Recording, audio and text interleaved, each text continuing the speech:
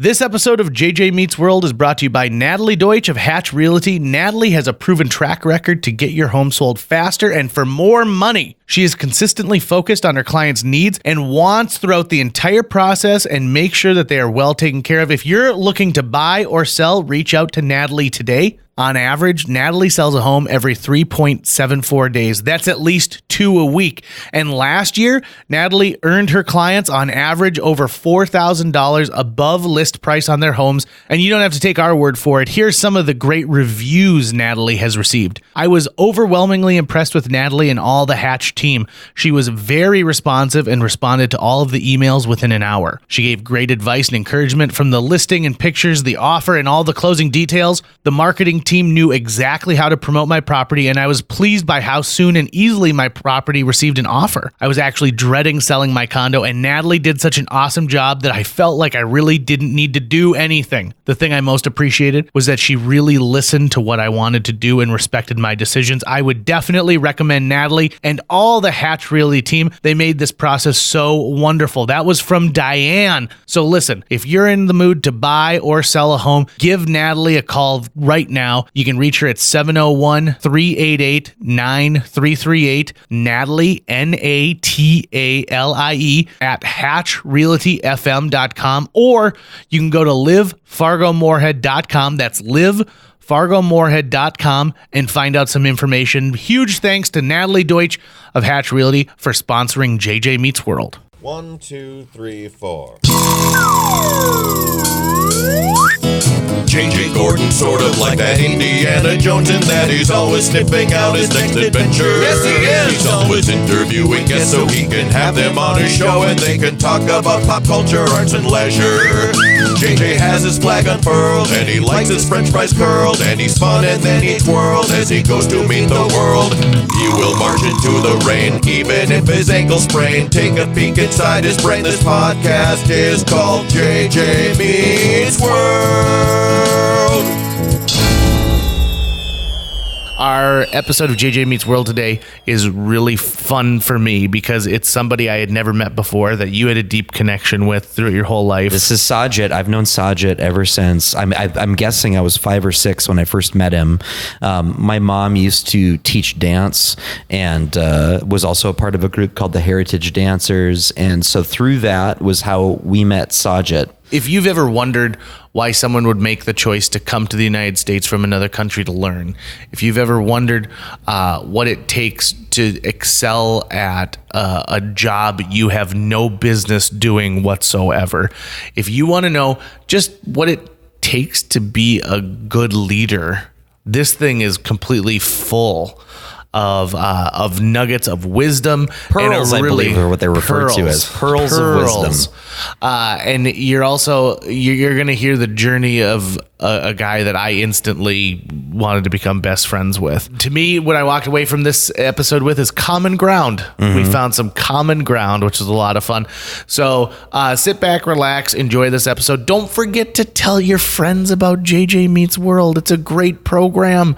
And if you have loved ones who don't know how to work a podcast app on their phone, show them, teach them. That's something free you can do for them and me that will make me feel better.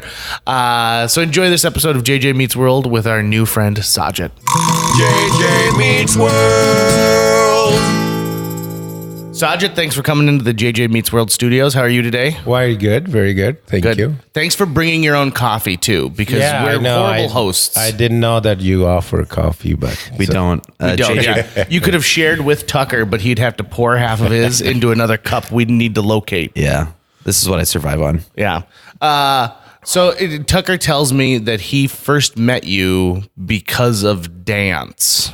Yes. Yeah. So you want to give us a little brief history on that? Well, sure. I was in Morehead State University, which is at that time it was Morehead State at that time, but now it's University of Minnesota, Morehead, I suppose. Right. Friend of mine invited me to this dance class just to watch. And I just showed up and I said, okay, I'm going to just go watch it and see what it is. And I have no intention of joining it, but the teacher saw me and she said, "You're not going anywhere." Never danced before. I liked it. Means I enjoyed it. I would enjoy watching people dancing. I never tried it myself because I didn't know that I can do it. With that being said, so teacher actually forced me to join. And once I joined, I started my first class, and I performed there for 4 years after that. 4 years after that, huh? Yeah. Good for you. I loved it. Every step of the way, I can say that was my, there's a moments in your life. That was a changing moment for me that I knew I can dance. I took a dance class for a high school gym class because I knew that only girls were taking it. So I thought, what a great opportunity, right? It's me and 25 girls. Like, one of them's got to dig me, right? And you know who was in that dance class? And I choreographed a song, a Britney Spears song with? Carrie D. English? Carrie D. English, America's Next Top Model. So really, dance classes, this podcast should be about how people should be taking dance classes. That's literally you're gonna find something. That's how my parents met, was at a dance camp in Kentucky. Correct. Where dad was going there exactly to meet women, and my mom happened to go there once, and that's where they met. And I mean, the same kind of worked out for Sajid as well, I believe. Oh, right? absolutely. No, actually what happened is I met Amanda before. She was actually, I was introduced with her through one of our mutual friends. Okay. But, you're new in college, you met a lot of different female, so, and obviously male. So, but she stuck in my mind, means after that first introduction. Then I went to this dance class, and I think one of the motivation was that she was there too. So then I said, okay, I'm staying. Well, I don't think so. Teacher had to push me too hard to join the class because, it was meant to be, I suppose. So I met my wife there in the dance, and I'm very thankful for that. We're married for now, I think we're going 26 years. Congratulations. And 4 kids. Still get along most of the time. Yeah, because I'm trying to remember, my earliest memories of you would have been with the Heritage Dancers. Yep. And going with my mom to NDSU or wherever you guys would end up being that day, and just being around all the time while classes were going on. So I can't remember how young I would have been. I'm thinking 6 or 7 years old, probably. Maybe even younger. Maybe even younger than that, like 5 years old. Your bedtime was at 8:00. And every time we are at their house and we have to send them to bed, they will stand on the stairs and look at us. We don't want to go home. We want to party. That was tougher for you. He still does that. I still send him to bed at 8:00 and we have a party. It's real lame, but I got, if I don't get a solid 8 hours of sleep every night, I'm a grumpy Gus. Well, so. You and the Von Trapp children are both sent to bed at the height of the party. What were you studying at MSUM? Well, I started with the computer science, but I didn't like it. But then I moved to marketing and business and studied electrical engineering in NDSU. But the thing is, now I love computer science. I love programming, and it's just strange. I think I was stuck in a class which was very high level, and I hated the programming. But now I love it. I enjoy every bit of computers. I always think of when computer programming was done on punch cards. Remember those? Remember those days, right? Yeah. Where you'd take 10,000 cards that had to be in a specific order, feed them into the computer, and that's how you put your program together. And even one going out of order would ruin the entire program.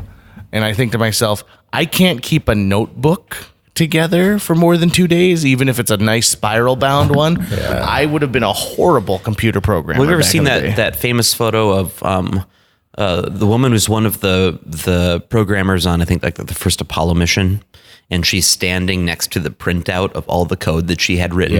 That was for a specific sequence, right? It wasn't even the whole thing. It was for a particular maneuver that had to be done. I mean, that's just insane. And that's that you would have to just carve that from your brain to me. You guys, what you're talking about right now is way before my time. Even. Right. Mm-hmm. Honestly, it's just like I never even saw I saw computers before. So I originally came from Pakistan, 30 some years ago, 31 years ago. But I never got an opportunity to actually work on a computer in Pakistan because there were only few computers altogether. I mean, there was one in a university which I was going to or supposed to go to, and you have to take a number. It was not that everybody have it at home. So then I came here and I was put in a class which was a very high level class meant to be for the juniors, and I'm the freshman. Never touched a computer. Right away, I hated it. Well, everything what teacher was saying or talking about it, it was just like a different language for me. So I ran the other direction as normal people do. It was challenging. But now if I have an opportunity, I will go back and study computer science again. I love it. I love computers. I work on computers all day long. I wish I know more about it, but didn't learn it at that time when I had an opportunity. So post college studies, what's your life been like? What have you been doing? When I was in college, obviously being an international student, there's a lot of limitations on you. Work, what you can study, all those stuff. So once I graduated from college, I sent out many applications, resume. Actually, to be exact, I remember 300 resumes I sent out. And the funny part is, I got zero interview. Out of 300, zero. No response.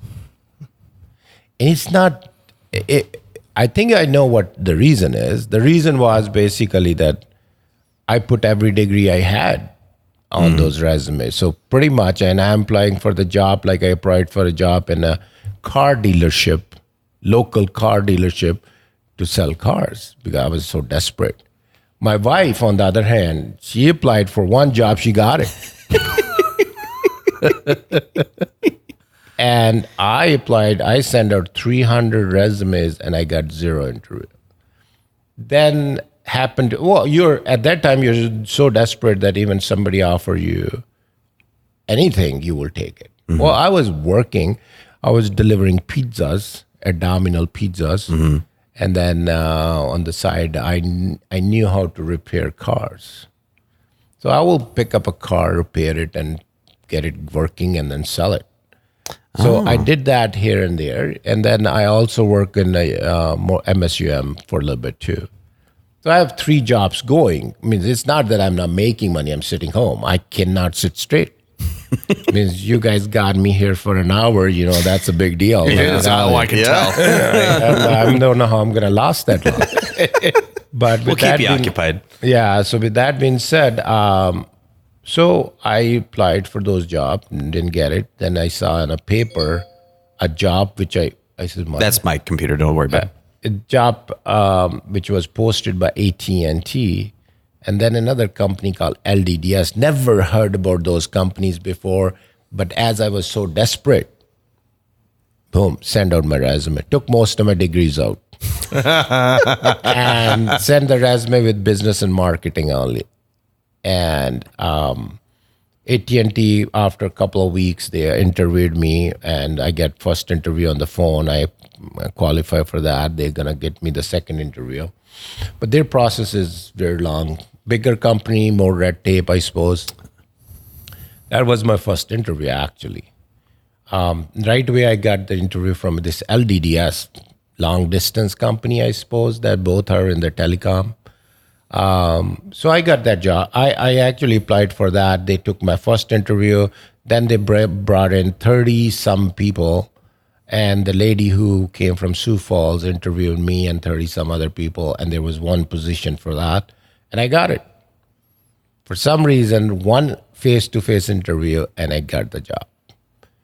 And I was told, and I'm going to be very blunt. Please be. I was told that you're given an area, which is North Dakota, which is most of your customer, which was 120 customers at that time, business customers. You will run into a lot of racism. I was bluntly told by my managers, sorry, we don't have anything else for you, but this is it. And you might run into a lot of racism. So with that being said, I didn't worry about it. I said, okay, well, let's see what happens. I work in that field. I'm working in this area for now about 25 years. I still have to meet one racist person. Wow. Really? I'm not kidding you. It's just like we all are in racist some way or another. I tell you, means I have some bias against somebody else have bias against somebody. But if I have weaknesses, I don't want to blame it on somebody else. So sometimes our internal weaknesses make us to believe that other person is racist. That's very, very strong belief of me. Well, when I was working in University of Minnesota, Moorhead, I was in security working as a supervisor, and the guy came, which I hired, he came up to me and he said, I'm sorry, I hate foreigners. Oof. And I said, okay. I said, that's okay. That's perfectly fine. But you cannot bring that thought process with you at my job during my shift. I said, you can practice whatever you want at home, but not here. Work with me and start noticing that every time, so there were other supervisors too, but he will pick the shift during my when I'm supervisor. So after a year, he came up to me, he said, I'm so sorry what I said. I really appreciate that you giving me an opportunity to know you. And it changed my view. So should not be defensive when somebody wanted to learn.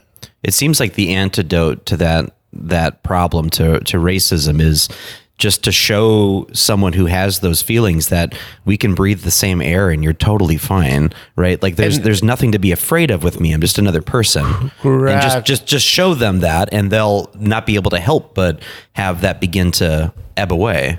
Most of the racism I will feel that happen because you don't know what other people are like. Simple. Once you get to know them, once you get to know their practices, then it changes your mind. And I personally feel I did not run into any racism in North Dakota. No, I better knock at the word. Yeah. But I think I was the finest. I met them. So here's the deal. In North Dakota, you want to live in North Dakota, you better be most honest person. You say what you mean. Yep. You do it. If you're practicing those few things, you fit right in the culture. Right. And I'm very blessed that 120 customer given. So this was also told. They are not only you might run into racism, but this is also a very problematic base for us. Reason why we were problematic base, because they were never given attention what they deserve. Oh, sure. And I'm going to talk about it. There was a company, doesn't exist anymore, but there was a company, very large company, Melrose, if you guys know what Melrose is. Melrose was, now it's called Bobcat. Oh, okay. And Doosan, and so on and so forth. But at that time, it was a company owned by our family, Melrose family. And the decision maker at that time told me that in 3 months, I worked with him, and he said, I got more attention from you in 3 months than I got in the last 5 years. He signed everything to me, all his services. And he trusted me. To this day, I do business with that company.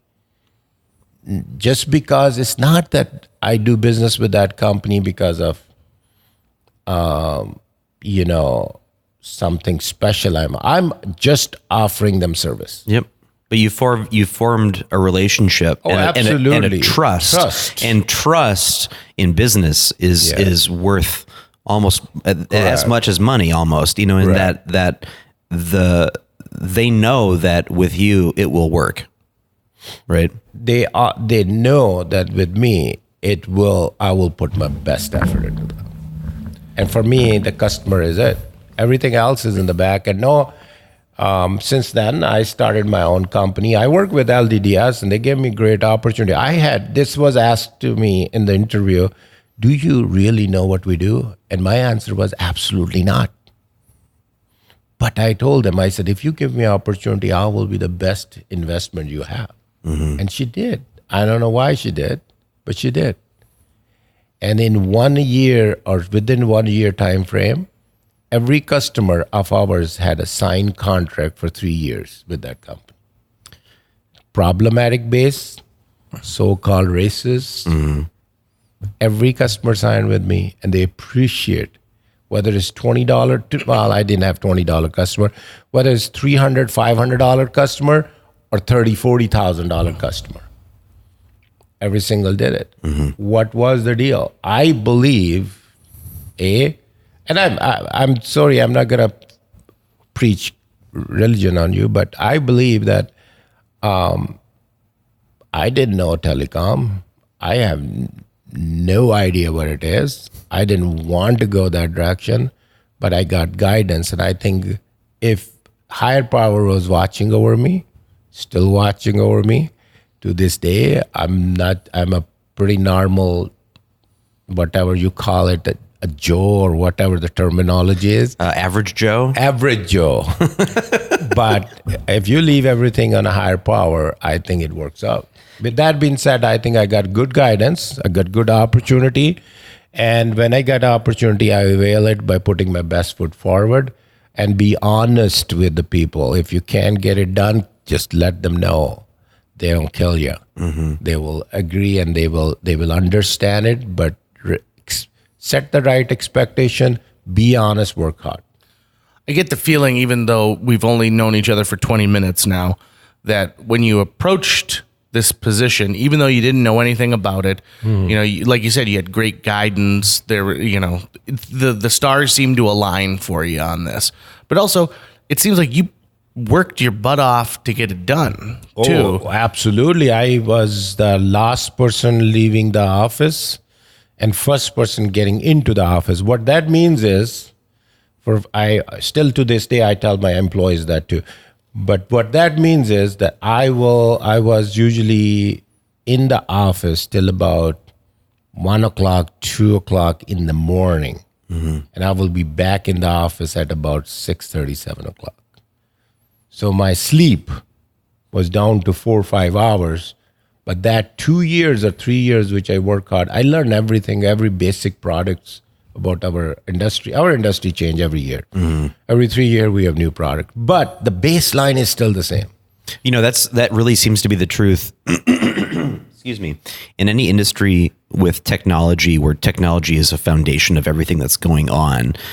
You know, I work in media, and I would say roughly every 3 years, there's some kind of industry-wide disrupting technology that really changes something, and that those things seem to keep happening faster and faster. So what kinds of changes to technology do you see in your world that disrupt things every 3 years? So the bandwidth is very huge right now. Everybody want that. I sold a customer about 20 years ago. I don't know exact time frame.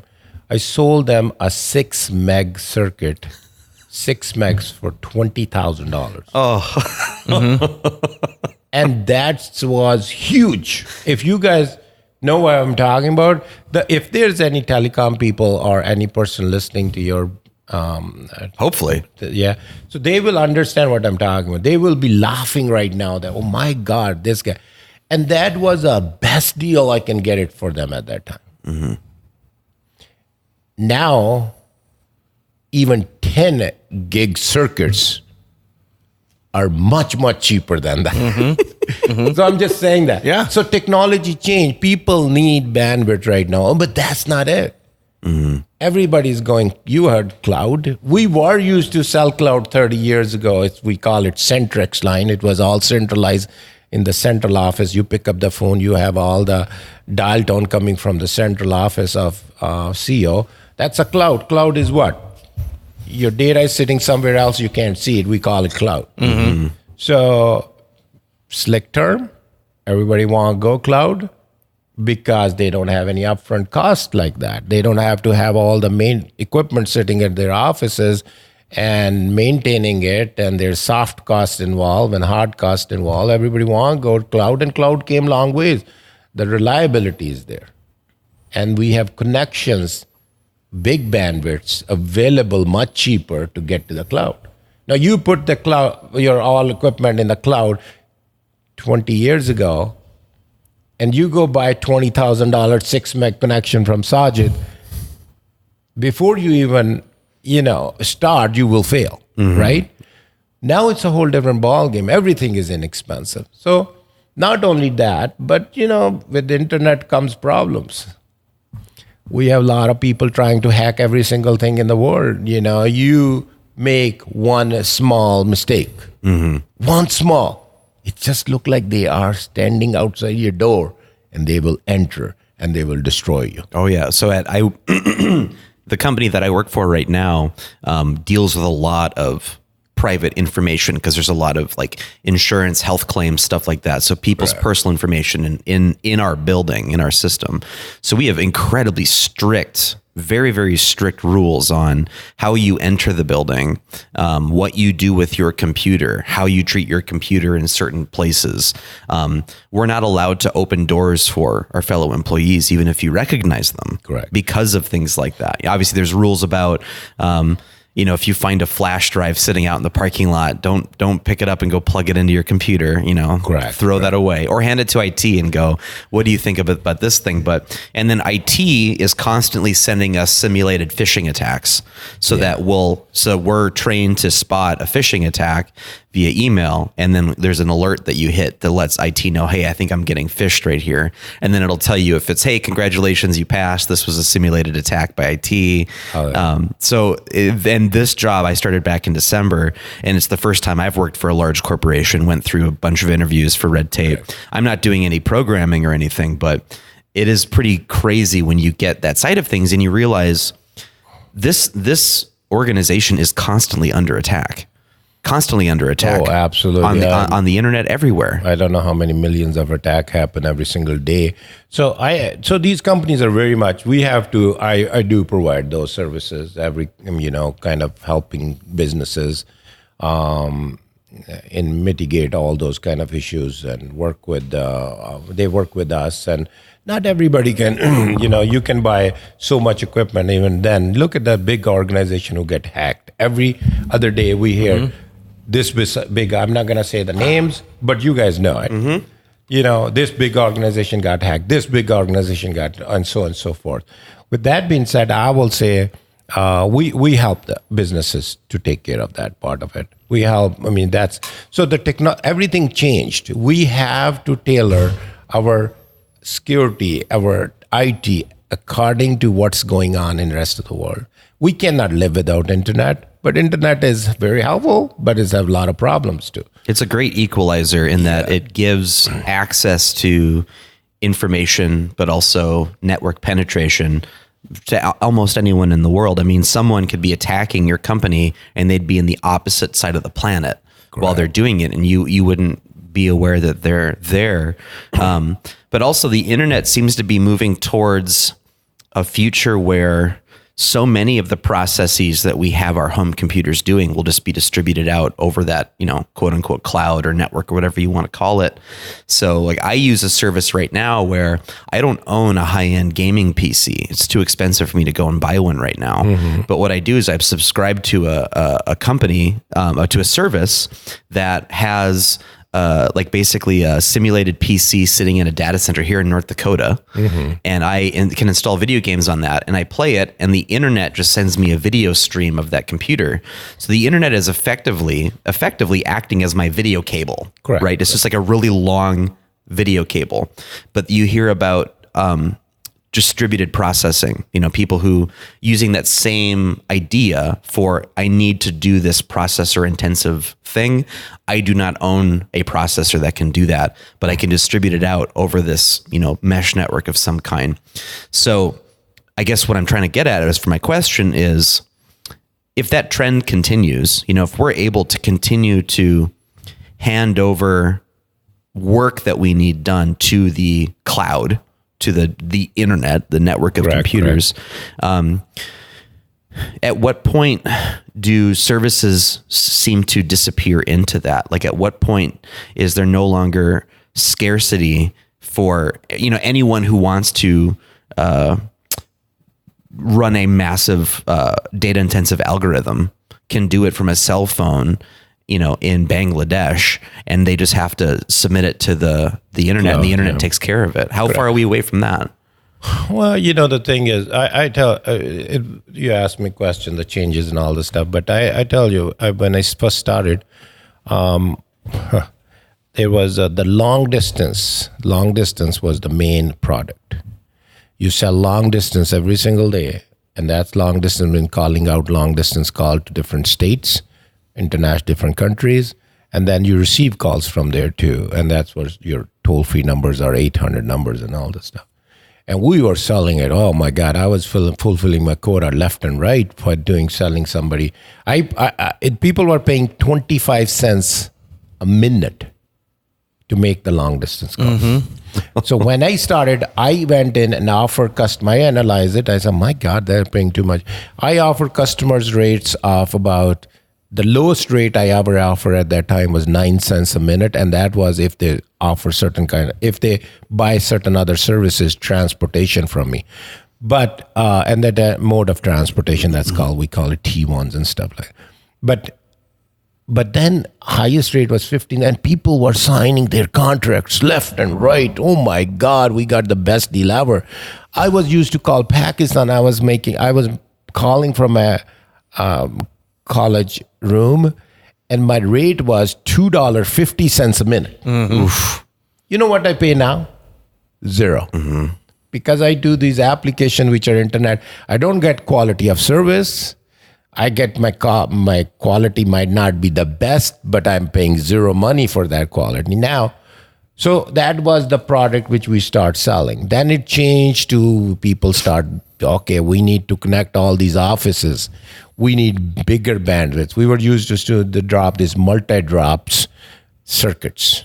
Well, that changed to now everybody's going 10 megs and 20 megs and 30 megs and 100 meg circuits. And they went to, from a product called Frame Relay was the product which we were used to sell left and right. Every 5 years, this thing changes. So I'm telling you a 25-year story in about 5 minutes. Then this changed, and then we went to this thing called MPLS private network. Now, MPLS private network is still there. It's very strong going still, but the bandwidth needs are increased so much. Private network is a network which is public cannot touch it. So basically, it cannot get hacked. It just usually it's like a wide area network, WAN, which we call it, but it's just between their offices. There is no access of public network, which is used internet. To that. And is the firewall to that a physical disconnect? Like there is no firewall in there. It's between their offices. The only way they put a firewall if they want to hop on to a public network. Got it. Okay. That's where the firewall goes. Got it. And the only way to hack that would be to get into an actual office. And it happened. Trust me, it happened. It's not that it didn't happen when you mix and match those things. New products are because bandwidth need increase. They want cheaper and more bandwidth. Now there's a new product which we're working with a lot is called SD-WAN. It's getting traction, but then again the flags goes up because now you're mixing oil and water. Right.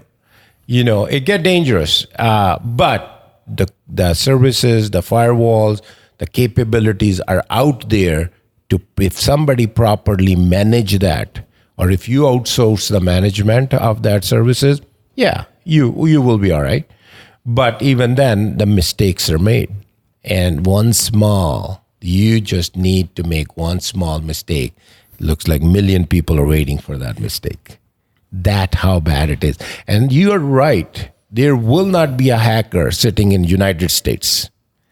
All the hackers which we follow, they either are in Europe, they are in Asia, and as much as they are Africa too. So it's a different continent altogether than us here. Right. We don't run into somebody in Canada. We don't. I honestly never run into somebody sitting in Canada or Mexico. I run into somebody sitting in India, somebody hacking from Russia, somebody trying to hack from Europe. European countries are pretty notorious. It's just all over. It's just like especially very Germany, dangerous. the Netherlands. But also, I mean, I remember when a number of years ago, the Sony hack happened. And the rumor was that, it was at North Korea's direction because of the Seth Rogen movie. And I remember reading the news reports and there was, they were talking about, they were trying to figure out the location of the hackers. And I thought, is that even really possible? Because a simple, VPN and you mask your identity. I mean, masking your location it seems to be one of the easiest things you could do if you're connected to the internet. So a hacker who is sitting in Canada can make it look like he's coming from Australia, right? Oh, yeah, we can track it down. You can. Oh, God, yes. It can be tracked down. We know that, so we can track IP addresses. So how you run the internet. So right, but can't they hide that though if they're using a VPN? They can hide it, but you can track it down where it is. And that's how they're still surviving, because they can hide it pretty good. Got it. But you don't want to hack sitting in Canada and hack something in America. Got it. Because there are laws. You want to sit in a country where you are protected. Right? I see. Okay. You don't want, you're going to be hacking in American companies. You will get caught and you will get punished. Okay. But you want to sit in a country where you will get caught, but you will not get punished because money talks. Right. So that's where the hackers are normally. They're not going to sit in Canada. Trust me, they could be in Canadian person, but that will not be the brightest bulb. Got it.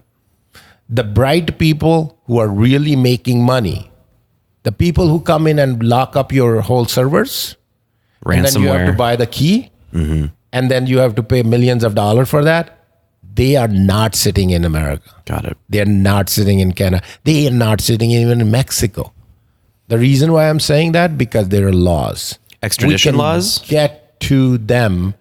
Yeah, we can get to them and we can catch them and we can prosecute them. But the countries like, I'm not going to say the names, but there are countries out there, you can get to their servers, but you cannot get to that person. Got it. Okay. Interesting. Huh.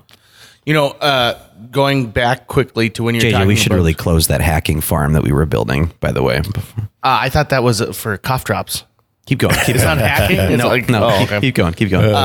Going back, so maybe you can answer this question. So did you ever represent or work with like a hotel, like when you were selling long distance services?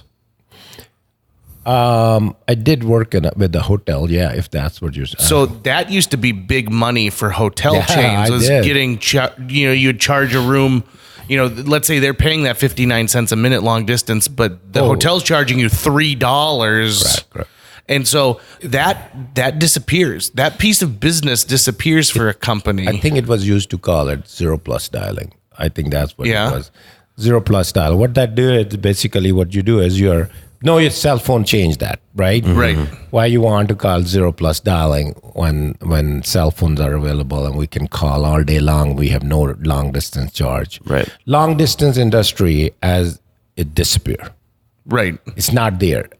Bernie Abberts, if you remember that guy's name. What's the name? Bernie Abberts. Okay. Bernie Abberts was CEO of WorldCom. He's in prison now. he cooked the books. Okay. At least that's what. Bernie Abbott's, one thing I remember about it, that he told us when it was my third year, he said long distance will be given to you free pretty much. So if you're selling long distance, you will be out of the business. So change your the way of you doing business. Get other product and services. We all laughed about it. This is 20-some years ago. I mean, I'm telling you my age now. But we all laughed about it. But at the end of the day, he was so right. Then we were told that frame relay is going to be disappearing. If you're selling frame relay, you're going to be out of business. Now, today, we are told that network is going to be coming in free pretty soon.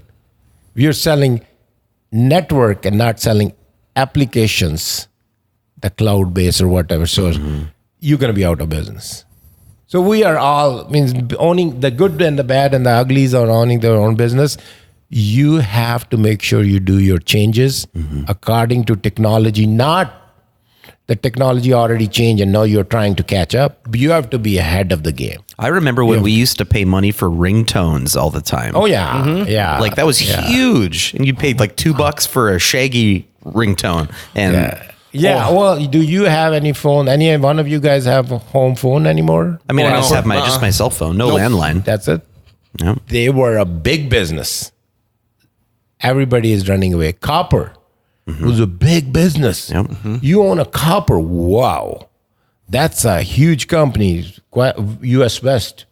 They own the copper all over this area. I'm taking US West name because US West was huge here. Yep. Copper line. You go to you move into apartment. What do you order first thing at that time? Copper line. You want a dial tone in your house because dial tone was taking you everywhere. Yep. Now, it's more expensive in some places to place an order on copper than on fiber. Oh, yeah. The reason? Nobody want to maintain copper. Copper is old technology. They want to bring fiber lines to your location. There are different flavors of fiber too, which you won't use it. So yeah, technology is changing every single second. There's somebody's coming up with a new idea, and that's going to be a new big idea in the future. So we have to stay on. I study more now than I studied in college. Right. I read more documents every single day. I can pretty much, if I have spare time, I can read a book. One thick 400 pages book every single day. Right. So I mean, the progress feeds progress, right? So the more, the technology disruption is happening faster and faster and faster. Much faster. And more and more crazy. And at some point, we're just going to be swimming in technology in some way. We are swimming already. Honestly, we are there. Sometimes I think it's way over our head. I learn one product, and by the time I get done learning, it's already obsolete. And I'm learning another product, which is, but the thing is, the good part is once you have the basis of the technology, that doesn't change. The base is still the mode of transportation. Well, you can buy the servers at your office and put it in your office, right? Or you can go in cloud. The basic thing in the back end is same. Not all of it, but somewhat. And if you know somewhat basic technology, lingo, you will survive in that in the era. Whatever, even cars, look at that. Pretty soon, I was what is that company which is electric cars? Tesla. You know, the Tesla CEO interview I was listening to, and he was saying that Tesla got somebody was. I don't know what they were doing in the car, and they put it in autopilot or something. It was big news a few days ago. And he said that made the news a lot more negative publicity than the positive. I think they put in auto drive, and they were using it wrong or something. Yeah, they did something wrong. They were making out or something like in that. No, it's true story. Yeah. And it hit the news a lot more. So technology is changing. I was just telling my wife yesterday, I said, don't it will be nice that we just put a program our cars and just sleep, and by the time we get up, we are parked outside that building. We don't even have to worry about it. I think that will be the best thing ever. Right. So who's going to fly at that time? Yeah, so Elon Musk he's got a number of different companies, one of which is the Boring Company, which is working on digging like a tunnel, basically massive tunnel, working on that kind of thing. For and the speed train. Basically a speed train. And man, what I wouldn't give for something like that between Fargo and Minneapolis, right? Yeah. Like you could take like the fastest train on earth right now would get you from Fargo to Minneapolis. I just did this math the other day in like under an hour, one way. And if they could do that, I mean, imagine what that does for the economy of Fargo, right? Because people can commute to and from Fargo and Minneapolis if they want to. You could live here and work in Minneapolis, or vice versa. Oh, absolutely. Yeah. You could, or you could live here, work here, and be like, I want to see that show in Minneapolis tonight. Let's go. The technology seems to shrink geographic distance. Yeah. Absolutely. You're so right.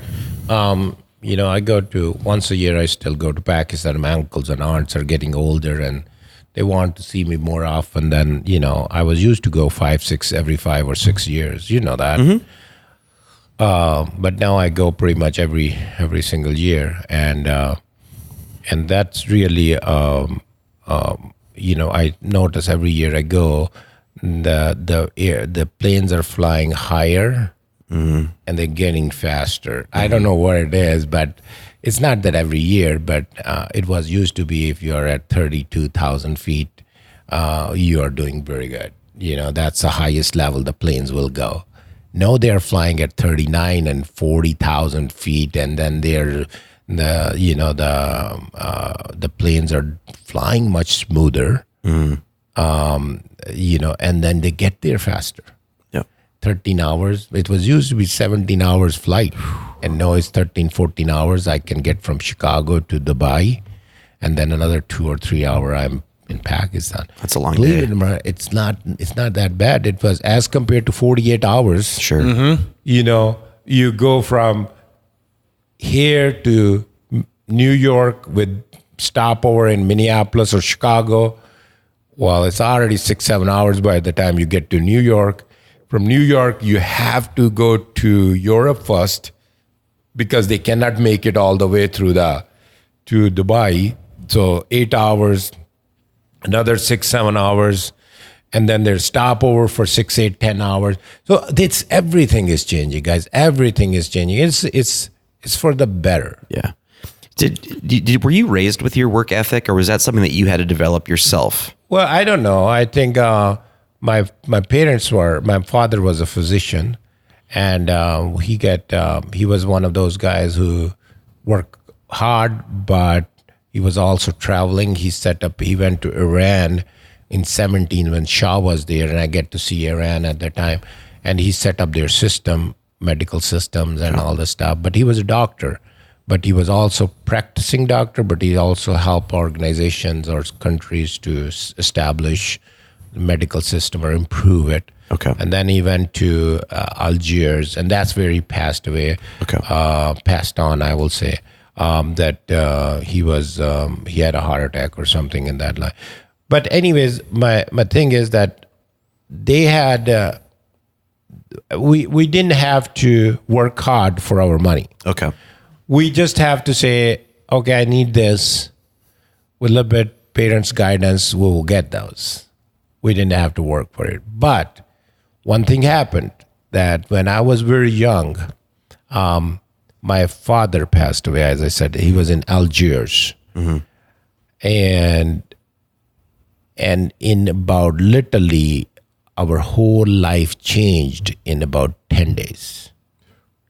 And with all the monies which we had, all the access of money which we had, there were so many people sue us for that money. They didn't even have any right. Once they sue you, you cannot touch that money. For all our lands, the properties, the money which in the bank, everything was seized by the court system.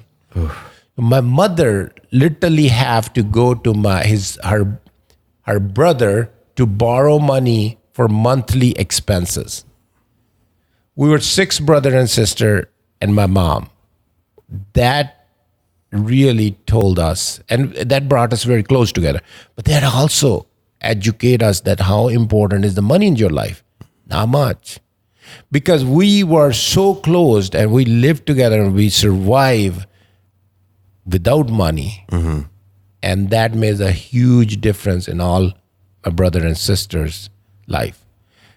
I am here now. I'm the fourth in the family. My sister is the oldest.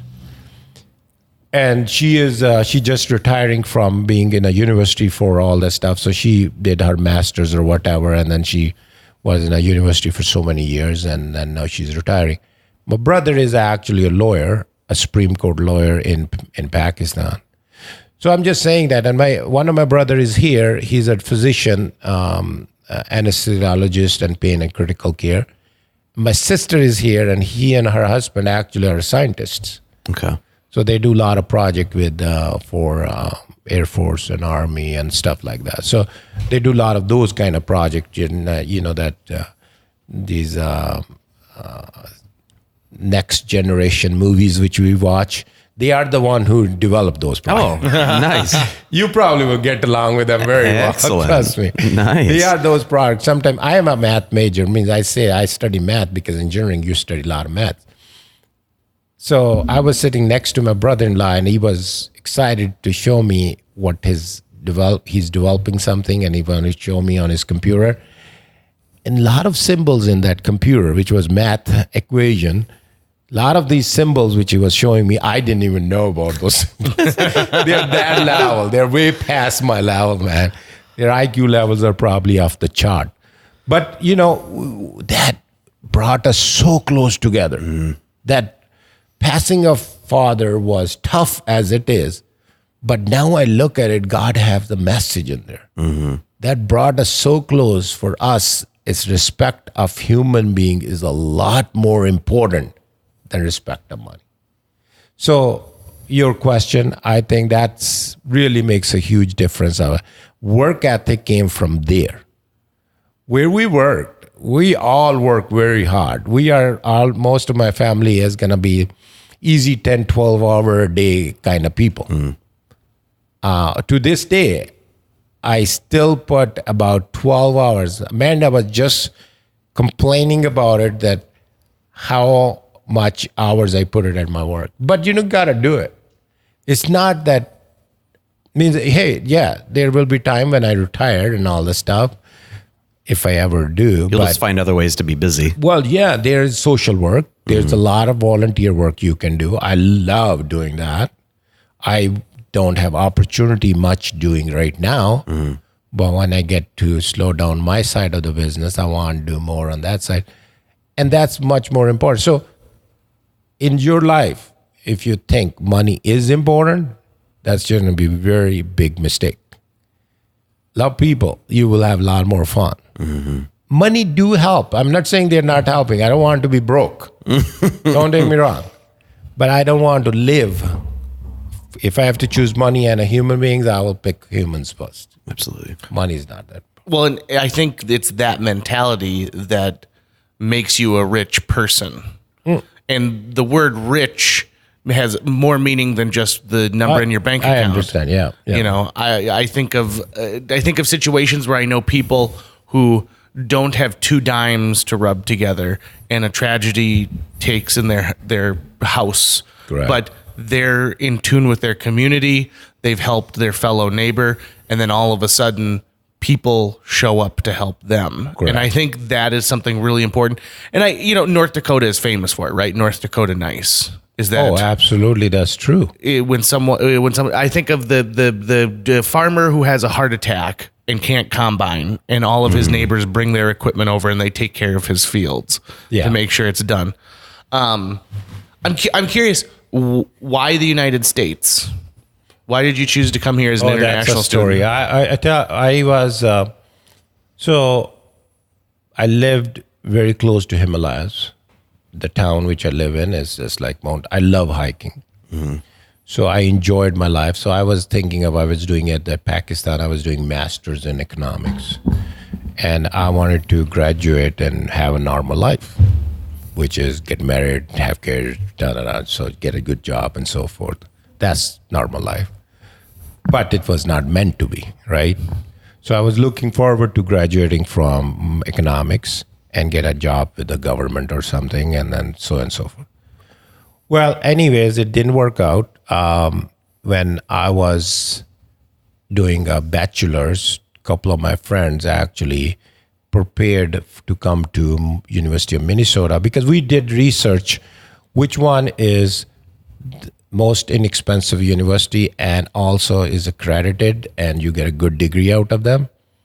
Morehead State University or University of Minnesota Morehead was one of the best one in computer sciences and hotel, motel, and restaurant management. So two of my friends came in the hotel, motel, and restaurant management. They picked up and they came over and they applied for admission. They got the job. They got the admission. They came here. This was 2 years before I came. And, I was doing my master's, but meanwhile, these friends keep bugging me. Why don't you come here? I said, okay. I applied. I got I-20 is the admission from the university. I got that. Well, then there is a test which you have to take. It's called Test of English as a Foreign Language. It's called TOEFL. I took TOEFL and I didn't, these guys, a friend of mine, I remember them spending hours and days studying for that Test of English as a Foreign Language. Well, I applied for that. I got the admission. I got the date when I am supposed to go to this hotel where there are going to be 300-400 people taking that test. And I got that letter and I filed it. And my filing system was put it under my mattress. Then you get busy with your life. It was a month later. I got busy with money. One day I was heading to my college or university on my motorcycle. I had a motorcycle at that. And I remember, my God, I have this test of English as a foreign language test coming up. I better go look when it is. I came back, actually halfway through. I came back to check. This is like 6 a.m, kind of. I opened my file cabinet, which is lifting up my mattress, pulled the letter out. It was that day. Oh. I took the motorcycle, didn't even look at it, went straight to that place where the test is. 0 studies, 0 preparation. I have no clue what's going to happen. I said, well, what the heck? So I didn't much care for coming here. So I went there. The guy said, oh, did you bring your picture? So there's supposed to be a picture with that. I didn't even know. I did not read any instructions. So now I am panicked because nothing is open at 8 a.m. in Pakistan. It just start opening. So I'm not going to be able. 8 o'clock was when the test supposed to start. I was the first in line because I got there at 7 o'clock. They were even setting up the tables. So I ran back. So there's a bus card which we get. It's called bus card. And you get, as a student, you can travel in the bus for only 25 cents anywhere. So that bus card had a picture on top. I take that picture out. I took that picture, ran back. Now I'm the last person in the line. They were just about to close the door. I said, this is the only picture. I said, okay, he got me. He let me in. I took the test and I tried my best to finish it, but then last 15 minutes came and I still have about 30% of the test left. So I did really fast, whatever. So I left and I knew I'm going to fail. Didn't study. And really, I think the last 30% is totally 0 mark I'm going to get. Was it like multiple choice? It's a multiple choice. Okay. And there's some essays and stuff they write it. And they talk to you and then you have to listen to that conversation and answer the questions too. And there were people who were really high class people in there. When I say high class, they were government employees at secretary level. And secretary level is huge, Mm-hmm. They were in that test beside me, 300 some people. A month later, I saw in a newspaper that most of the people failed that test. I said, I'm good. I had no I didn't want to come here. My life was pretty set. I had good friends. I enjoyed my life every day. It was great. And I will tell you how I have hundreds, if not, I have hundreds and hundreds of friends there. Means that I did not have any moment which I say, okay, I'm bored. That concept didn't exist. Why should I come here, right? Your life is set. And I was studying too. It's not that I'm just goofing around. And I was just at the last few months left for my graduation on that too. So, I got my result in the mail. I didn't check it. I got really good grades. I think my paper got switched. Then again, it's meant to be. Right. Now, next step is you got the TOEFL, you got the admission I-20. Now you have to get, the most difficult part is you have to get the visa. You have to go to consulate or embassy. So I didn't want to go, but my friend told me, okay, let's go, man. Let's see it. I said, okay. We went there, and now there are like about 300, 400 people sitting in that embassy's place. And we got there late, as usual. 8 o'clock was the time, got there 9. We went up to the window, and they said, no, your name is not called yet. Fine. We sat down. We sat down there for 2-3 hours. We got really hungry. And there's no food. So we left. You're not supposed to leave. So again, I went, my friend was with me. So at that time, embassies were open. There was no limitation. There was no these terrorist threats and all that stuff. We were pretty laid back environment. You can walk up to ambassador and talk to him. And it's, you can take your friends and family all the way to the plane gates at that time. Right. That you have to, so those times I'm talking about. Anyways, we left. We went and ate. We did a couple of other chores which we had to do. Came back. There was nobody in the room. Everybody, 3 o'clock, we came back. And no, actually, a little bit before 3. And this guy was still sitting in the window. There were 3 or 4 windows, these people who interview. And he yelled my name. And I said, yeah, that's me. And I went up to him and he said, we're calling you for last 2 hours. And he said, where were you? I said, I'm sorry, I got hungry. I think that's why he gave me the visa. He said, this guy didn't care. Give him the visa, man. So he did.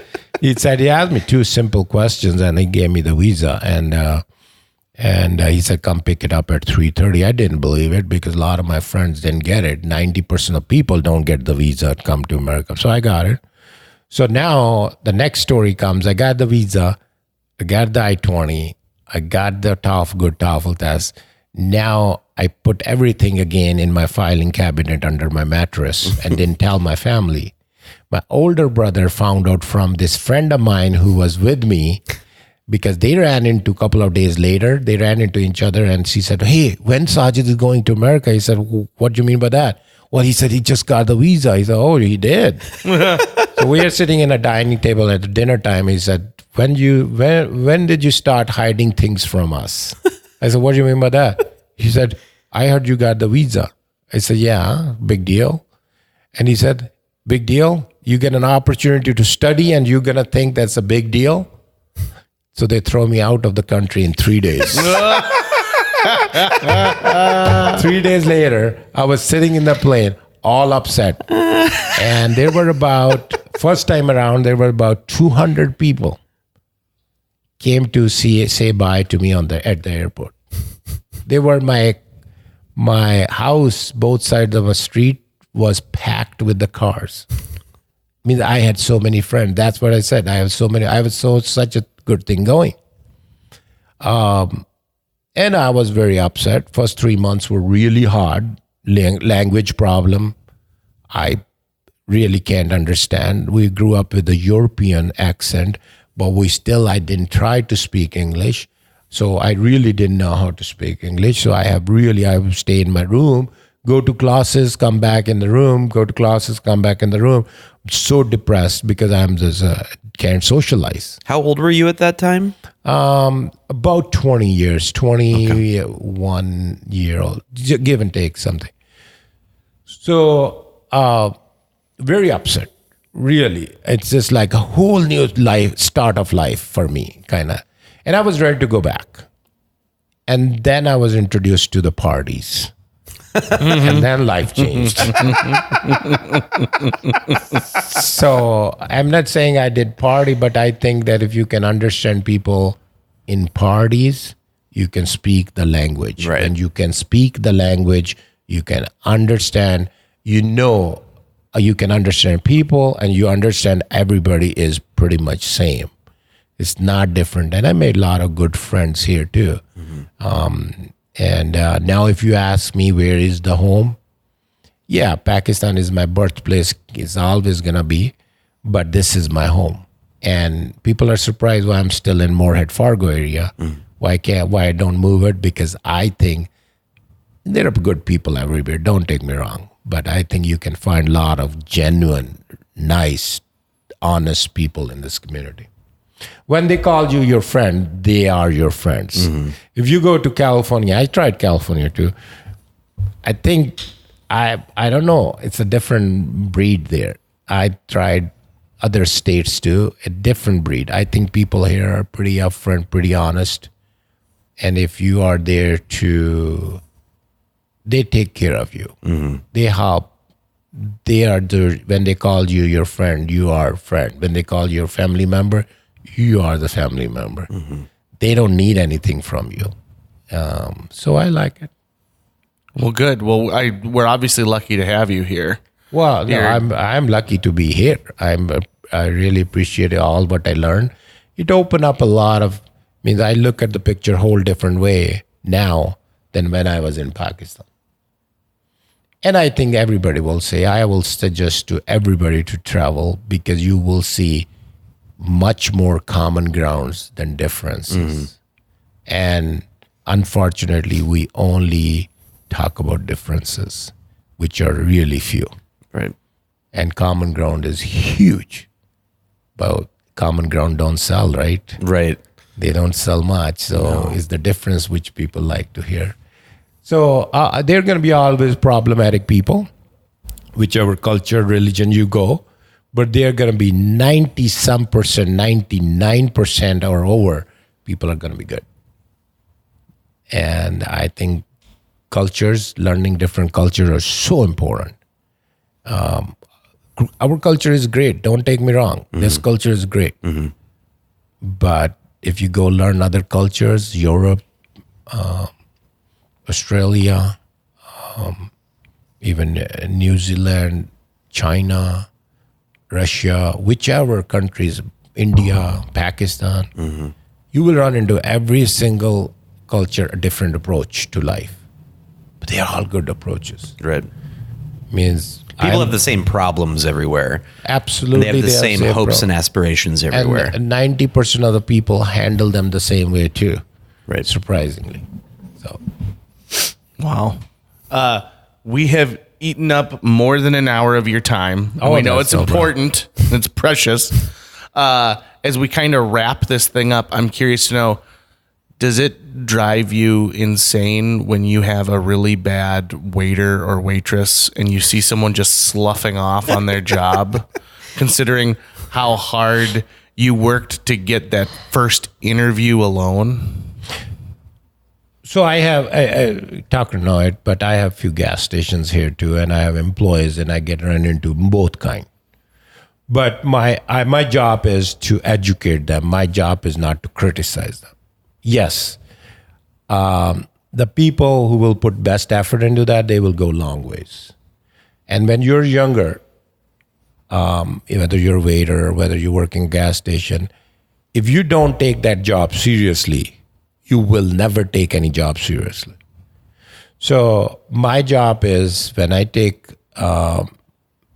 these employees in, my also responsibility is to polish them. And I push every single employee to go take 4 years of college degree. I push them to at least go 2 years of some kind of college. and then even try to go further. And thanks God, I can give you many examples, which I'm so proud of those guys, that they choose to listen instead of ignoring, and they're doing very well in their lives. And these are gas station workers. So there's a good in every single person. So try to get that out. And if you start criticizing somebody on their bad habits or whatever you think is a bad habit, I think you actually kill them further down, and they will not. You kill their that one drive which they have, which they don't know about it. So I encourage them. I encourage not to slough, but I encourage them. Hey, there's a different way to look at it. I encourage them to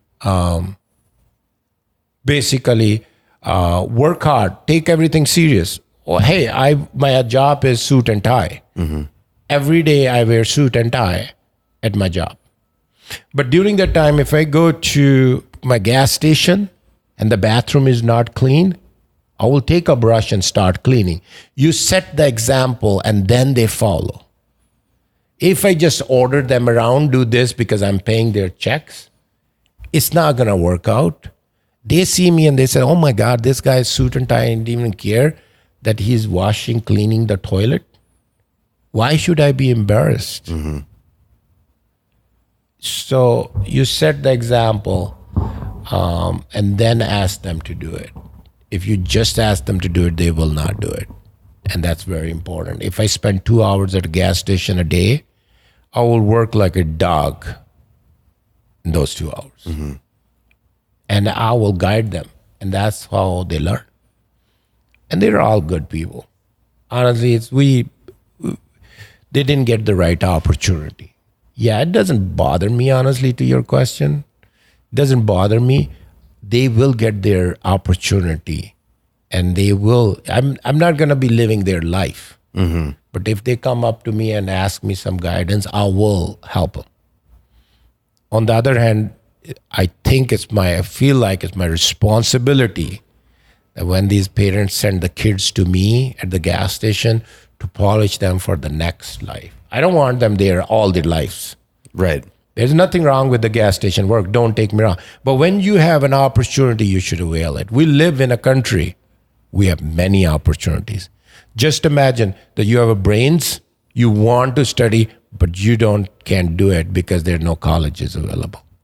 Just imagine that you have a business mind and you want to be very successful, and you know you're going to be very successful. You don't get an opportunity. We have everything here. It's in our hands. Whatever we want to do. A huge thanks to Natalie Deutsch of Hatch Realty for sponsoring this podcast. Folks, if you're looking to buy or sell a home, contact Natalie Deutsch today, because Natalie Deutsch is not only a previous podcast guest, she's somebody who's going to care enough to sell your property for top dollar. She's also going to find you the best price possible if you're purchasing a new home. Last year, on average, Natalie earned her clients $4,000 over list price on their homes and sold them faster than the market average. On average, Natalie's selling a home every 3.74 days. That's 2 homes a week. Those numbers don't lie. Find out why Natalie is one of the top agents in this entire market. Get a hold of her today, Natalie at hatchrealtyfm.com. You can also call 701-388-9338 or go on to livefargomorehead.com. That's livefargomorehead.com.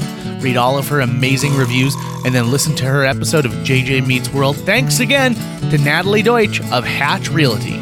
That's going to wrap it up for today's show. If you enjoyed this episode of JJ Meets World and would like to help us continue to produce 2 new episodes every week, you can donate to our Patreon. Check out patreon.com/JJ Meets World and donate today. Even as little as $1 a month can go a long way. Visit our website at www.jjmeetsworld.com or hit up our social media. We're on Twitter, Facebook, Instagram, all the sites the kids are using these days. If you'd like to stay up to date on new episodes of JJ Meets World, you can find us on iTunes, Google Play, Spotify, Stitcher, iHeartRadio, YouTube, or wherever you consume the podcast that you love. JJ Meets World is produced every week by Tucker Lucas. You can find out more about Tucker's work by checking out www.moonbasemaria.com. If you want to get in touch with your host with the most, go to linebenders.com, and you can find direct contact info for JJ.